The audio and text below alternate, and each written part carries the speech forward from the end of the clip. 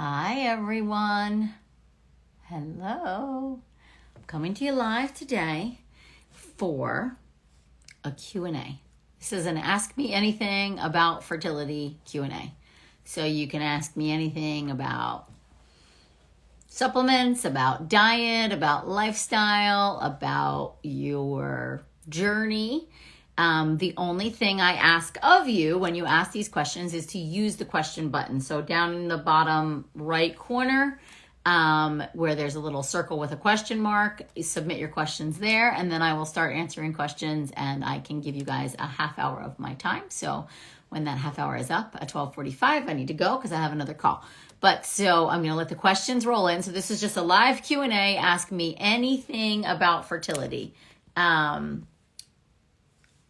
Someone says I can't hear. Can anybody else hear? Is the volume okay?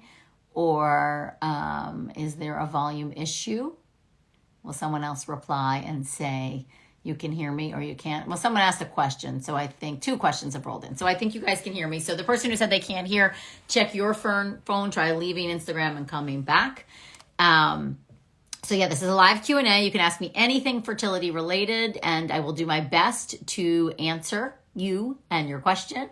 So the only thing I ask again is if you post comments, I'm not going to answer the questions here.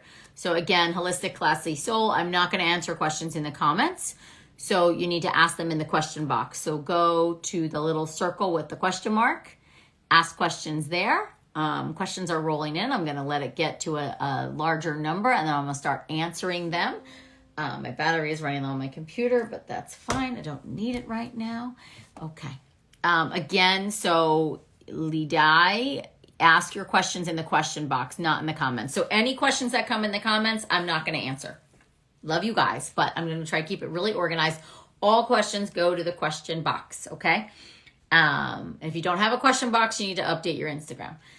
So, okay, elevated thyroid, 4.77. How does that affect fertility?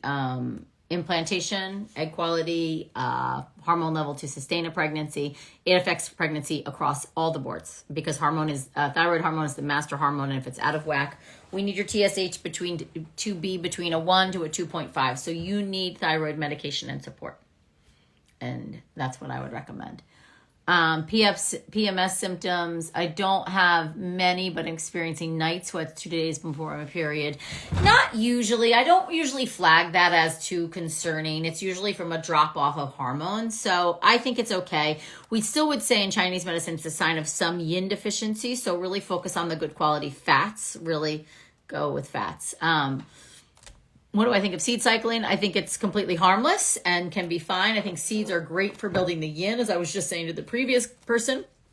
And so I don't often practice with seed cycling in my practice, but do recommend seeds a lot as long as they're well tolerated by the person.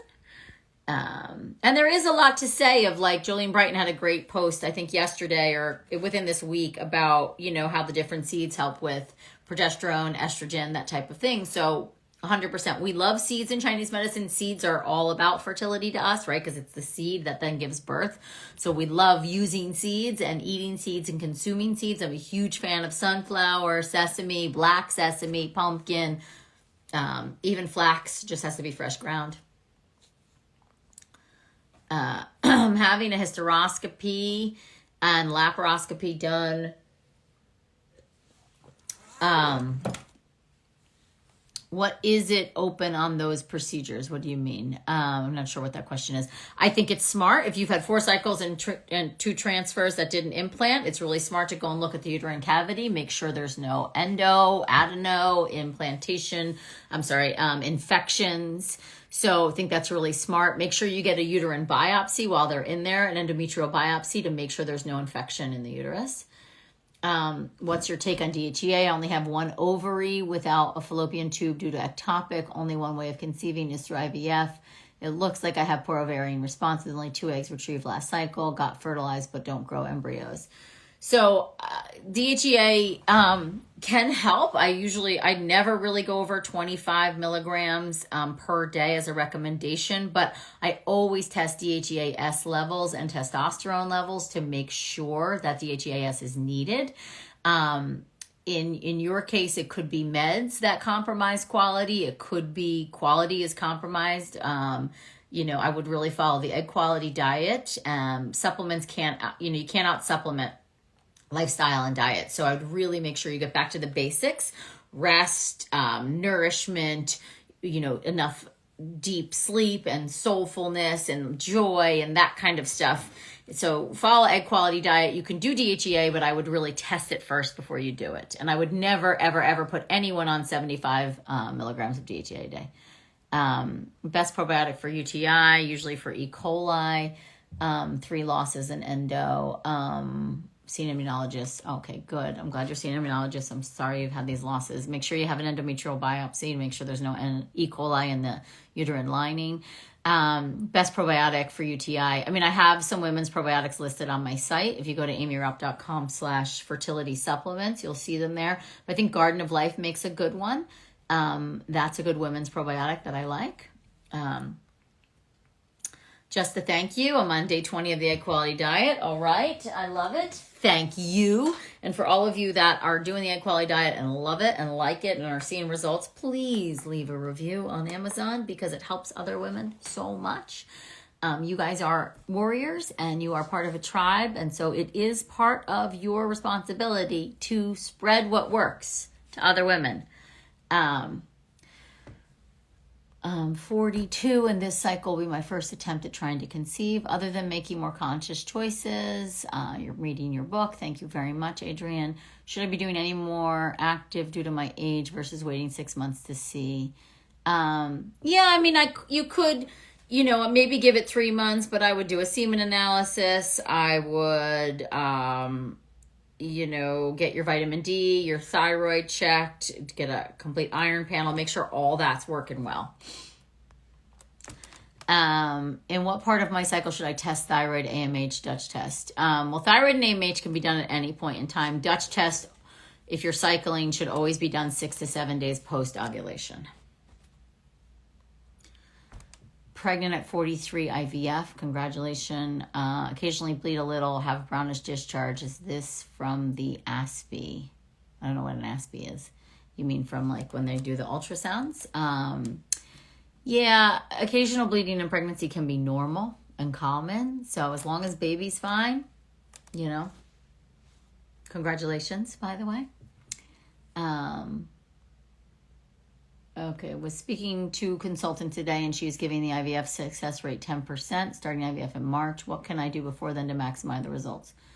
Done the egg quality diet to phase 2. So I would do the 100 days of the egg quality diet at the minimum, bath and beauty products, acupuncture, Chinese herbs, mind abdominal massage, castor oil packs, all of the things. And good luck. Okay, for some reason it's not letting me share the responses. I don't know why. Allergy, and it's so weird. Allergy to fish, so can't take fish oil. What alternatives do you recommend? If you can't do fish, then there are some algae supplements that are non-fish containing. You could do that.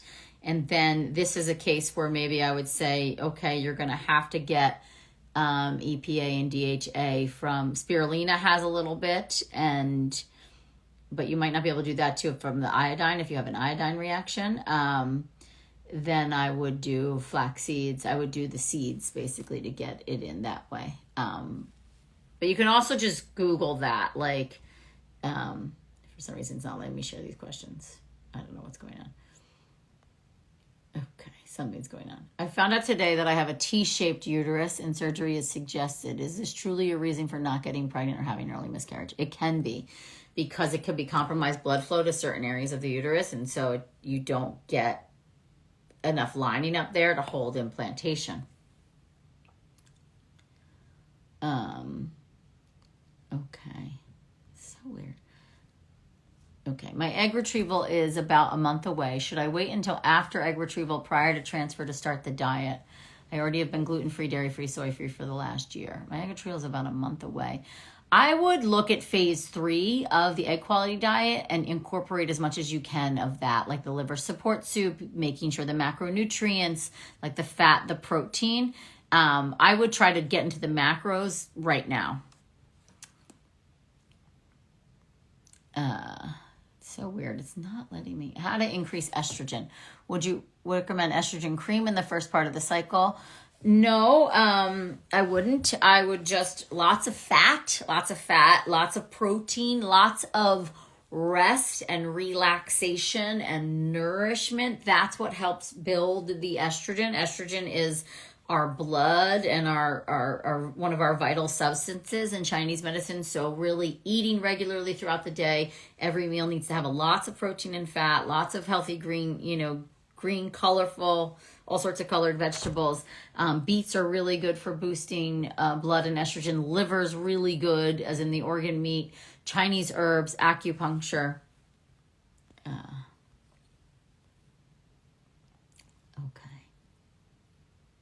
Okay, oh my God, this is so weird. I've been filling out my kinks and I have improved tremendously with none of the symptom for SIBO or high histamine, but I do have a bit of gas still, especially at night and in the morning. Is that normal? Weird question. If it's not stinky, I might think it's just digestion working itself out. If it's stinky, it's something in there. Maybe you try adding a digestive enzyme and see if that helps. Yeah, and then just really note, like, is it every single night, and what are you eating? And could it be something in one of, in the foods? My iron levels are 21.5, ferritin 36. Does that sound okay? Is ferritin low? Ferritin's a little low. I mean, it depends on the ranges. My computer just died, so I can't always search. I always forget the units, but I think ferritin's a bit low. So yeah, I always want to be, whatever the range is on the lab, you always want to be like in the middle of the range. And if it's low, that will impact fertility. Iron and ferritin definitely impact fertility if they're low or if they're high. Okay, just found out I have Hashimoto's. My TSH is now down to 2.9, T4.79. Do you recommend levothyroxine? Probably, because the TSH is going to jump around, and 2.9 is still higher than we want it to be for fertility. There are great thyroid supplements out there too, and sometimes changing the diet can really make big differences. Hashimoto's does not like gluten, dairy, or soy, so I would really recommend cutting those. Thorne makes a good supplement called Thyrosin, and then Orthomolecular makes a thyro something that is also really helpful. If I take liver pills, do I need to have liver support soup? Yes, they are two completely different things. Liver pills are the organ meat. It's liver from grass-fed animals. It's actually organ, the liver, organ meat. Nutrient dense, super rich in all your B vitamins and antioxidants. Liver support soup is about detoxifying your liver. And it's full of green vegetables and great vegetables for supporting liver detoxification, like beets and carrots and garlic and turmeric and all of these things. So two different things. What should I do if I have fibroids and adeno even after having surgery to remove them? The high quality diet, strictly, and Wobenzyme, castor oil packs, mind abdominal massage.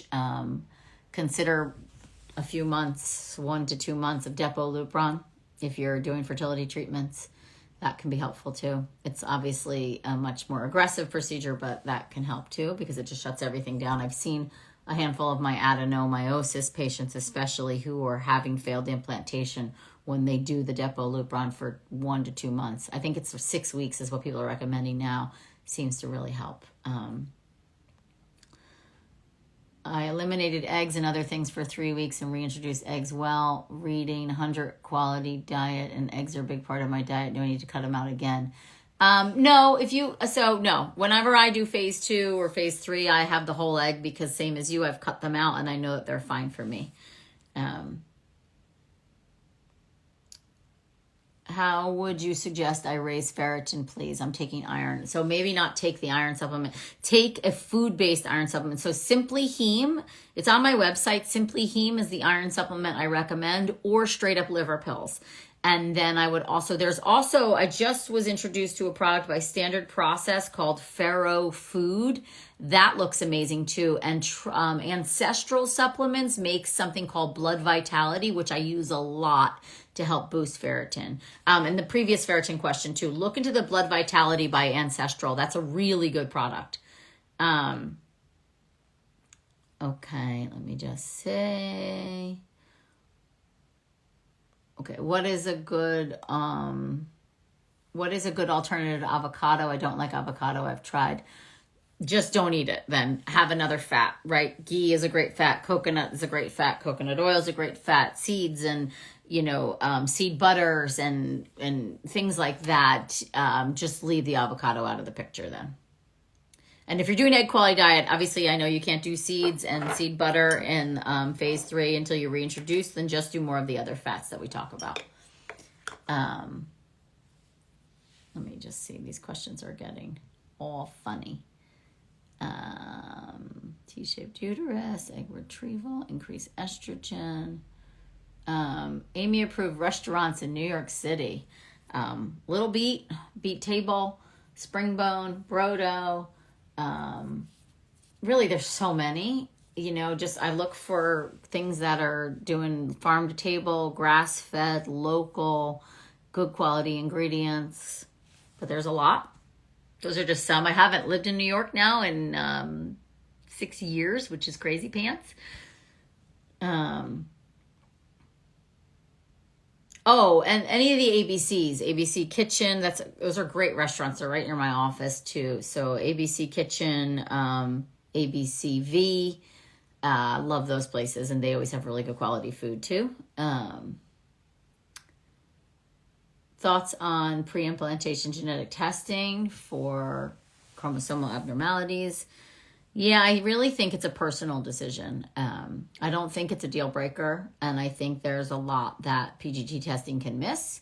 I've seen, losses with PGT normals. The stats are that it's less than 5% chance of miscarrying a PGT normal, but maybe we're seeing more than that now. And then I am seeing doctors still recommending to do amnio or CVS even once you're pregnant with a PGT, because PGT doesn't pick up for everything. So it really depends on the case. If you're having a hard time getting blasts to day 5, then don't do it, right? And if you're only dealing with 1 or 2 embryos, maybe you just freeze at day 3 and transfer. So I go back and forth. Is fermented cod liver oil a no-go then for Hashis? I think I remember you said not for autoimmune. Yeah, I kind of watch it for autoimmune because ferments and autoimmune can be triggering. Not everybody, but some. Then I do Rosita instead. Tips for recovering after miscarriage and trying again. I'm sorry, my love. Acupuncture. I use Chinese herbs a lot to recover from miscarriage. Castor oil packs, grieving, getting the anger out, journaling, spirit baby work. Loving on yourself. I'm so sorry, Natasha. Miscarriages suck. Thank you so much. Replying, you're very welcome. Thank you for being here. Okay. Best natural options to shrink fibroids. Is surgery the only option for uterine polyps? I mean, I've done it with Chinese herbs and acupuncture and dietary changes, castor oil packs, gua sha, Mayan abdominal massage. So it's doable, but sometimes you need surgery too. But I really think like the egg quality diet, that style diet, the castor oil packs, abdominal gua sha, Mayan abdominal massage, acupuncture, Chinese herbs can all really help too. And the Wob enzyme too.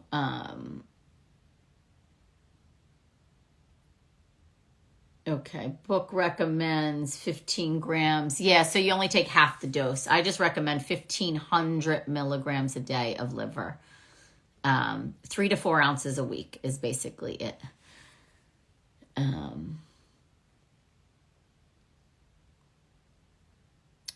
Recurrent decidual casts. What question should I ask? What are your thoughts? So is that the like the circ where you're getting the clusters on your? Oh no, decidual casts is when you pass that in your bleed, right? I would do a hysteroscopy and I would do an endometrial biopsy. That's what I'm thinking it is. If I'm remembering what a decidual cast is. And then I would also really think about Chinese herbs and acupuncture and like doing the whole diet situation, really anti-inflammatory. Because something like, right, to me, that's very like stagnant, thick something stuck in the uterine cavity. And so I do think a hysteroscopy would like clean it out and clean slate it. But then now what to prevent? And then I would also think about enzyme, like digestive enzymes, and get in there. And I checked out your page before Hatch to Harvest. Really cool work. I like what you're doing. Beautiful. How do you do a castor oil pack? So just Google Aimee Raupp and the word castor oil, and it's like my #1 watched YouTube video, and you too will find it. So again, guys, this is a Q&A. All questions must be in the question box. Otherwise, I'm not going to answer them in the comments. I have 7 minutes left, by the way. So bring your questions to the question box. Okay. Thank you. Okay. Which elements of your recommended lifestyle choices and a quality diet should we most be strict about if Hashimoto's is suspected? Gluten, dairy, soy.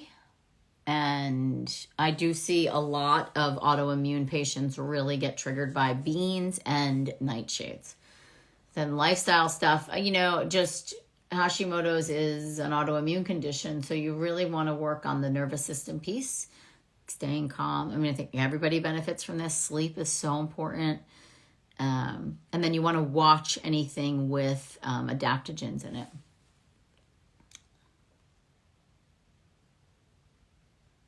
Decidual cast after blighted ovum.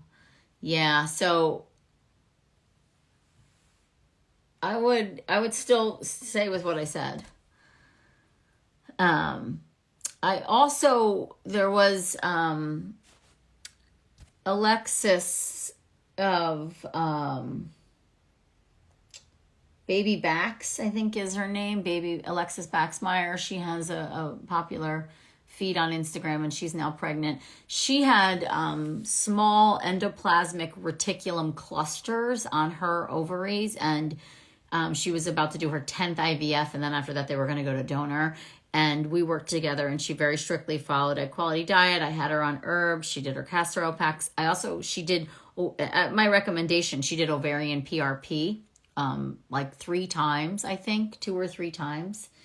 And she did have adenomyosis. She also did Depo-Lupron leading up to that last final retrieval, which got her 1 day 3 that they transferred, and she is now healthily pregnant with. But those were like, I kind of had the same approach, if you will, with the decidual cast. So PRP is another thing to think about.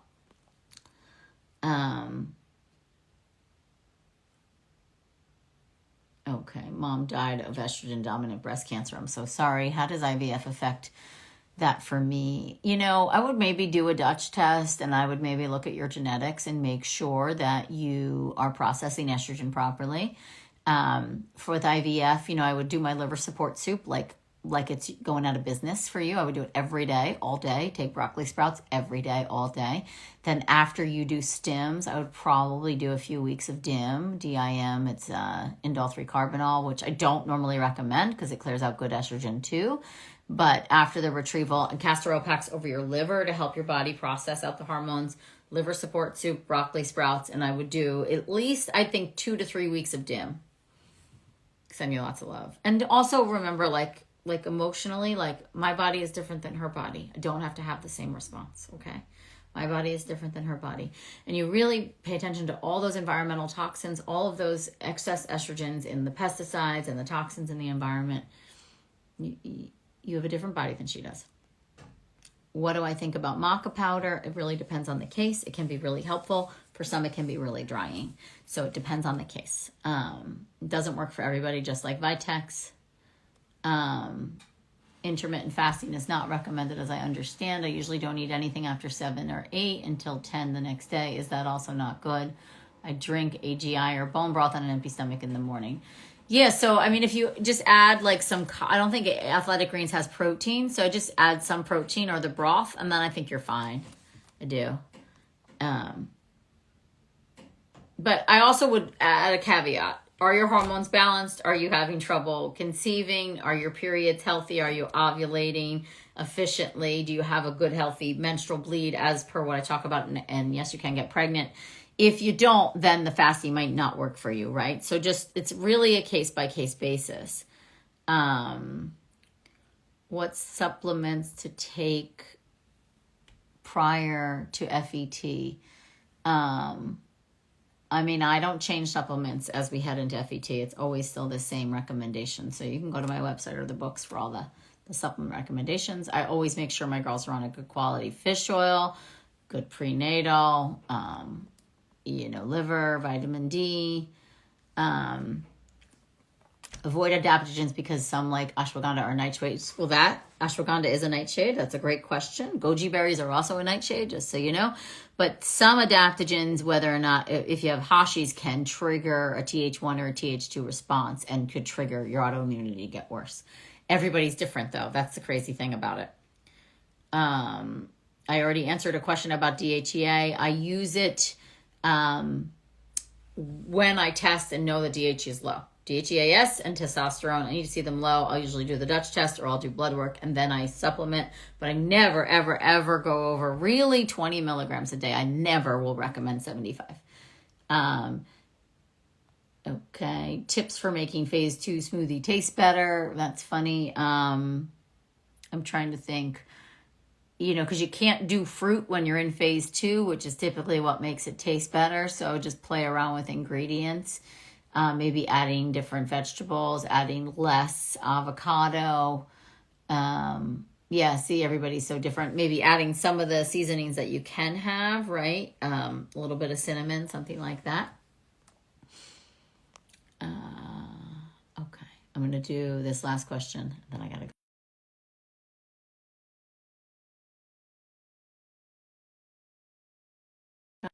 Off challenge, turn off the cold shower 30-45 seconds.